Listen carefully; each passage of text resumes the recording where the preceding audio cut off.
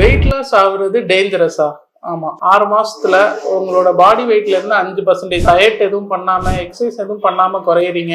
இல்லைன்னா சடனா ஒரு 5 கிலோக்கு மேல வெயிட் லாஸ் ஆகுறீங்க அப்படின்னா அது வந்து ஒரு டேஞ்சர் சைனா கூட இருக்கலாம். டிபியா இருக்கலாம், ஹெச்ஐவி நோயா கூட இருக்கலாம். டயபெட்டிக் சுகர் வந்தவங்க நிறைய பேர் வெயிட் லாஸ் ஆவாங்க. வெயிட் லாஸ் ஆகுது, அவங்களுக்கு அசோசியேட்டடா நிறைய வந்து யூரின் அடிக்கடி பாஸ் பண்றாங்க, ரொம்ப பசி எடுக்குது அப்படின்னா அவங்களுக்கு டயபெட்டிக்கா இருக்க வாய்ப்பு இருக்கு.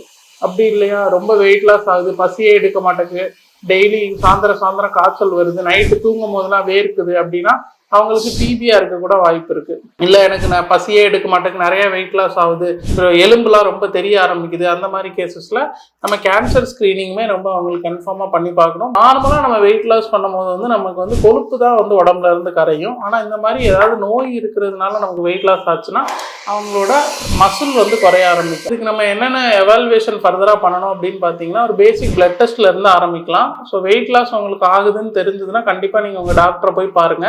அவங்க ஒரு சின்ன பேசிக் டெஸ்ட் மூலமா உங்களுக்கு என்ன ப்ராப்ளம் இருக்கு அப்படிங்கிறத ஐடென்டிஃபை பண்ணுவாங்க.